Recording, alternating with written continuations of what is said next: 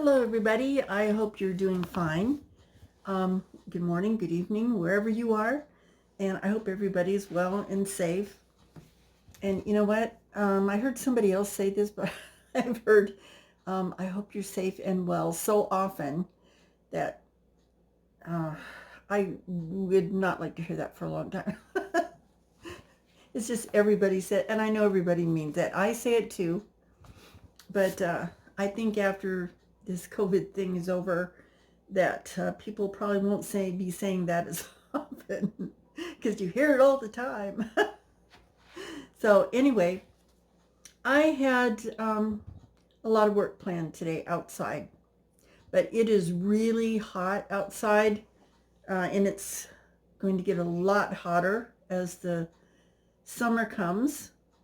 Right now it's just been unusually warm here in northern Nevada, and I guess in the western part of the country in general, it's been warmer than normal. So I'm not very good with heat, even though I live in the desert.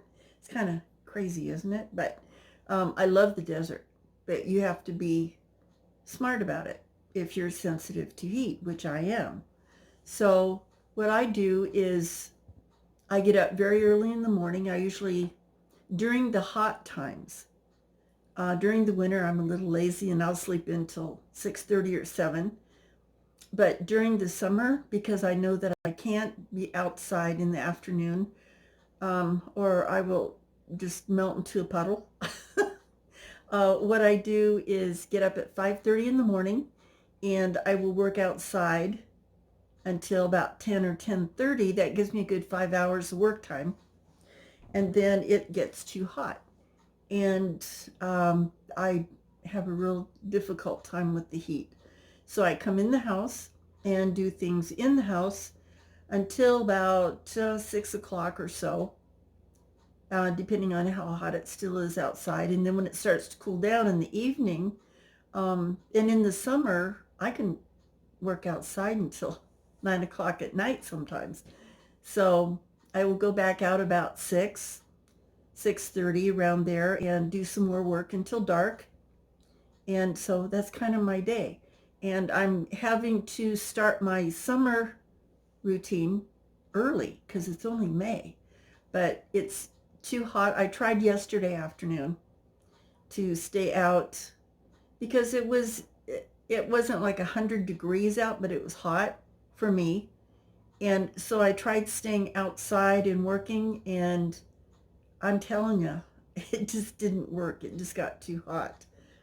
So I'm probably better off in a colder climate, but I am where I am. So I got to bloom where I'm planted, right? So I love it here, though. I do. I love the desert. And I really wouldn't want to live anywhere out of the desert. I love going to the mountains to see all the green and, the waterfalls and the lakes. And I went to Oregon with my daughter and her husband a couple years ago, and it was just beautiful up there. So green. It just in trees everywhere, and it was amazing. But my heart is in the desert, I think. So I just do what I need to do to survive in the desert, and part of that is staying out of the heat. I said all that to tell you this. I have, since I can't go outside until later today, I have had a video that I wanted to do on a place in Nevada that's of great interest. And I thought, since I have the time and I have to wait until the temperature cools a little bit, I'll just go ahead and make a video and tell you about this place. And a lot of people like to visit here. It's called the Sedan crater. And let me tell you all about it. And I'll tell you one thing, though, is that I will not be visiting this crater. It's a tourist attraction, and a lot of people want to see it. However, there still is a great deal of radiation still there. I mean, radiation does not clear up in 50 years. We're talking 100 to 150 years before it's tolerable, in my opinion. But who am I? But they let people go there on guided tours, and it's highly radioactive. And they say that it's safe, but honestly, I don't believe that it's all that safe yet. I don't think Chernobyl is safe yet. And there's a reason that Chernobyl is still guarded and still sealed off. And they do allow some people in, I understand, or you can sneak in, which I wouldn't. But it's highly radioactive, and the vegetation will not grow back in this area. And this is a testing grounds at Area 51. What the government says is safe and what is actual is a little in the gray area because they don't always tell you the truth. And the reason I believe they don't let people go to the Sedan crater without a guide, and you can only be there for a short time, is because it is still dangerous. So this chick will not be going to see this crater anytime soon. But let me tell you about it because it really is a cool place. It really is awesome. The history of it is awesome. I'm not going to get into the repercussions of the nuclear testing that they did in Nevada because a lot of people died out of ignorance because they didn't even know what they were playing with. When they did the radiation, the atom bomb testing and that kind of thing. And let me give you the history of it and you'll see why. But you can read about the negative effects on the internet if you would like to. To me, it's just a little bit too depressing of a subject for this particular period in time. So I'll just tell you about the crater. And if you want to read about all the horrendous effects that it had on the northern part of Nevada and neighboring states, then it's terrible, the effects that it had on people. But I'm not going to go into that. I know people will bring it up and go, well, what about the effects of, well, you can read about it because I don't want to talk about it. So let me tell you about the Sedan crater. And if you're brave enough to go visit it, good for you. This girl, not going to do it. But I do have some pictures. So let me tell you about it. I'm getting way off subject here. Nevada played a huge role when it came to understanding nuclear power and how it can be used. It was here that scientists conducted below-ground nuclear tests from 1951 clear up until 1992. Today, the test sites can only be accessed through the National Security Site Tour, and one of the places that's highlighted on a tour is the massive Sedan crater. It is the it's the largest man-made crater in the United States. The 1,280 foot by 320 foot, that would be 390 by 100 meters, was created on July 6, 1962 by a 104 kiloton of TNT thermonuclear explosion. The device was buried 635 feet or 194 meters below the desert floor in Area 10 of Yucca Flat and was the largest cratering shot that they had performed thus far. The explosion created fallout that affected more U.S. residents than any other nuclear test, exposing more than 13 million people to radiation. Within 7 months of the explosion, the bottom of the crater could be safely walked upon,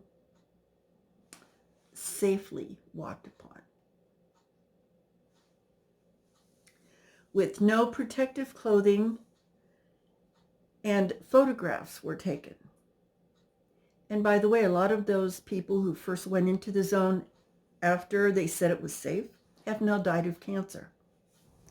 Because the craters of the Nevada test site have features similar to the topography of moon craters, 11 of the 12 American astronauts who worked on the moon trained in Nevada before their missions. Russian thistle, also known as tumbleweed. Now that was a new one for me. I didn't know, there's tumbleweeds here everywhere, but I didn't know it was called Russian thistle, is the primary plant species along with some grasses. Analysis in 1993 observed that the original perennial shrubs, once living there, has to this day shown no recovery. No plants will grow there still.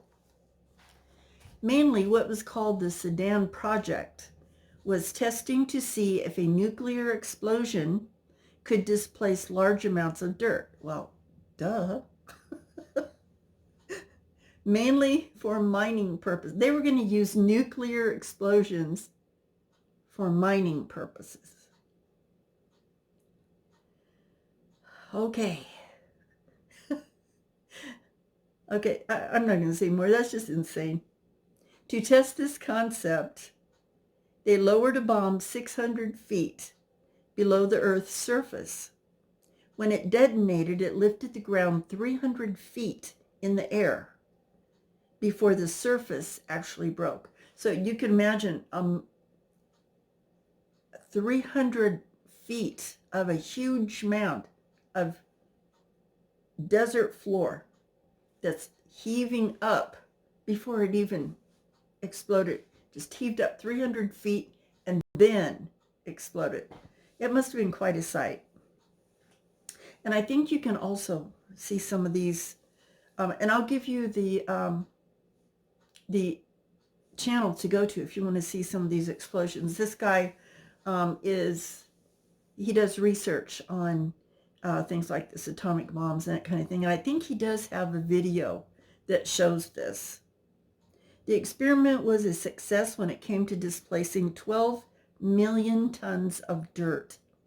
However, the experiment also had several negative side effects, as nuclear fallout from the explosion traveled out for hundreds of miles.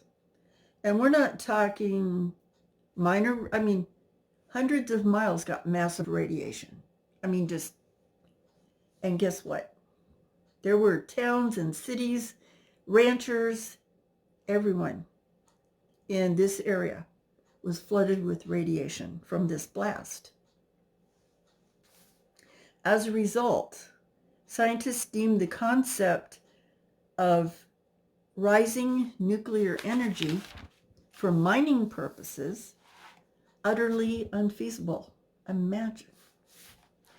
Okay, let me stop right here. I'm sorry, I am so sarcastic today. Somebody brought up something about, it reminded me of something about Vietnam and some of the things they did there, and it has had me in a little bit of a cynical mood since then. So I apologize for my sarcasm, but this is just ridiculous. And that's what I have just read you about the radiation effects is why I won't go there. But if you're brave enough and you want to take the chance, go visit. Hold on just one second. Let me show you some pictures of this crater.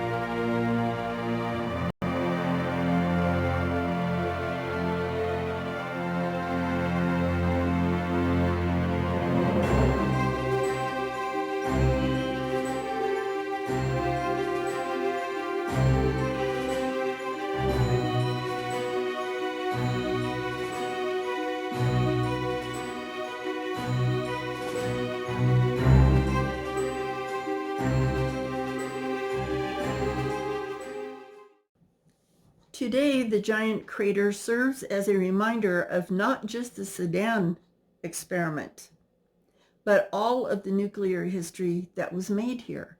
And that was not the only nuclear explosion. I mean, in the pictures you can see that the whole area is pitted with craters where they have set off nuclear explosions. The Sedan crater, that explosion was probably the largest, I would imagine, that's been done in that area. But you can see that, that wasn't the first time. So you can only see by reserving a spot on the National Security Site Tour, the Nevada National Security Site Tour, if you want to go see this in person. Good luck to you, because I won't go. Tours are free of charge, but they're only held once a month. So if you'd like to go, you have to reserve well ahead of time, months ahead of time. And it's only once a month. So, but it's free of charge. You can go be sick free of charge. So anyway, I just wanted to tell you a little bit about that. Some people know about that crater and the circumstance. Some people don't. But I've been wanting to talk about that for a while. So there you go.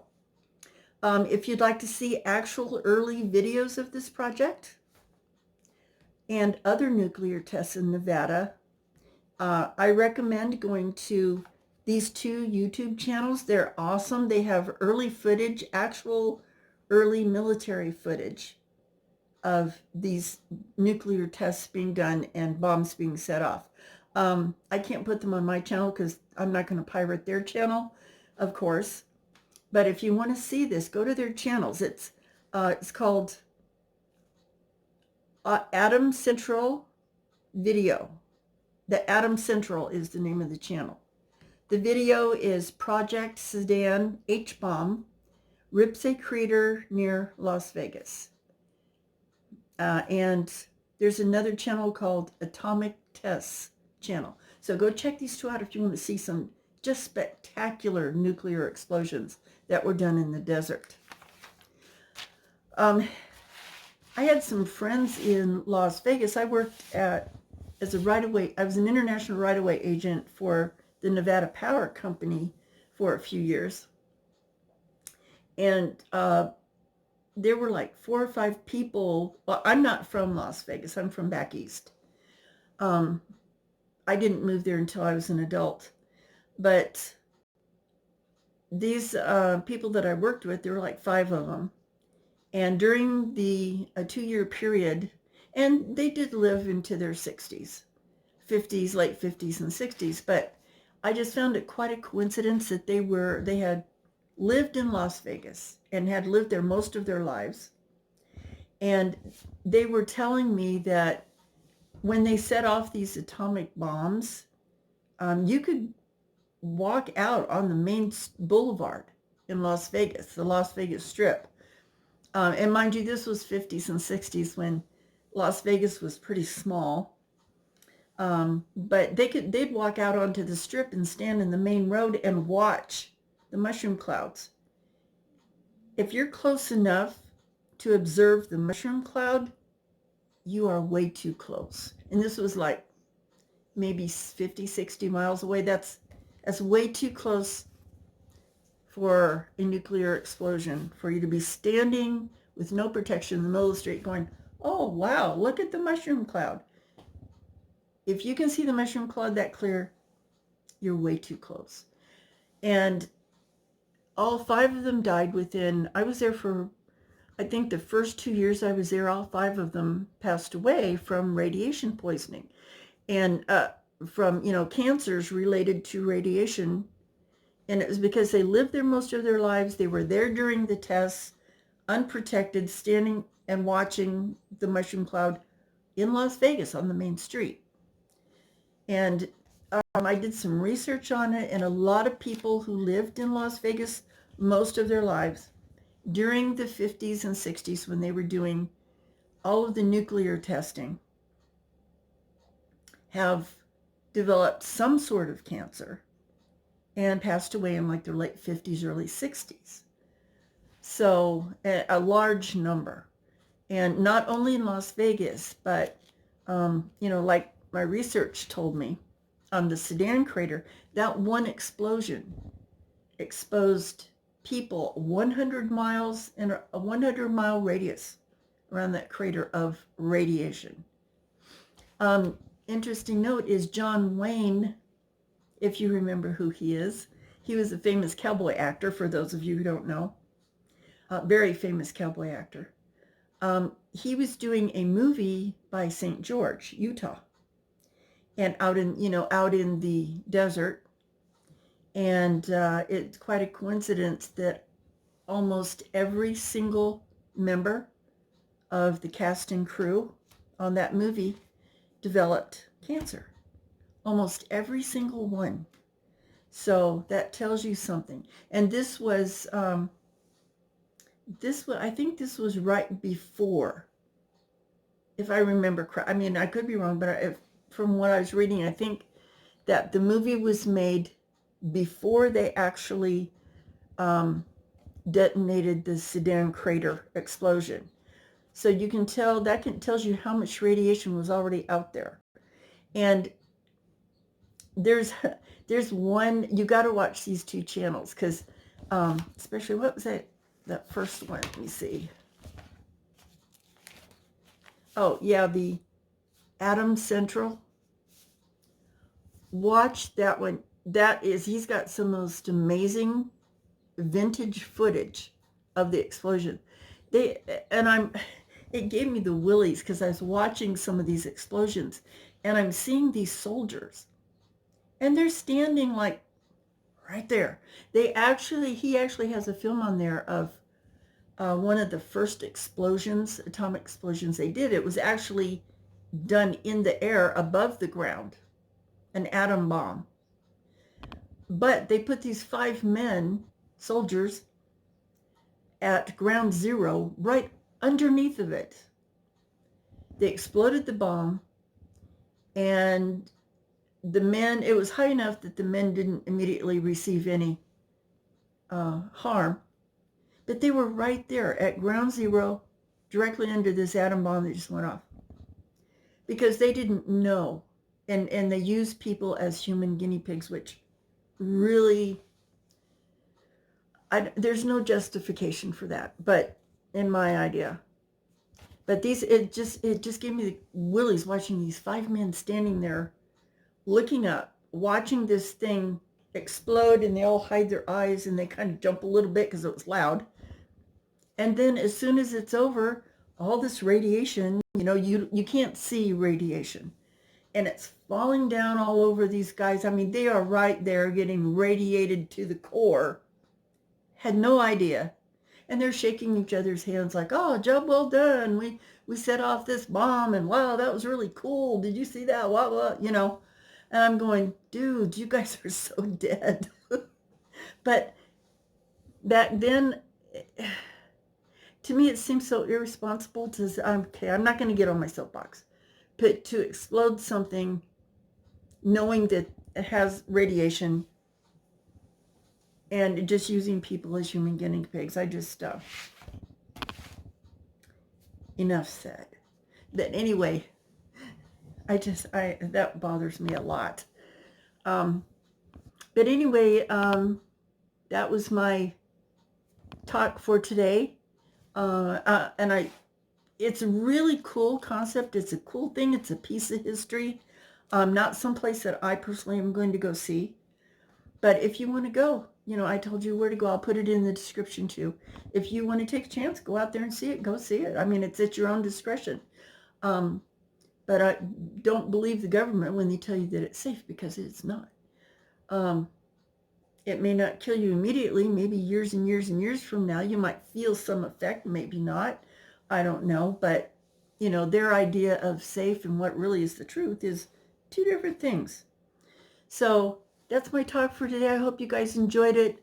I apologize for the cynical attitude. I don't have much faith in our government, especially when it comes to lying to the soldiers and people involved in certain projects. So I've just kind of got on my soapbox about that lately because somebody brought it up and I got me thinking about it, and it just chaps my hide.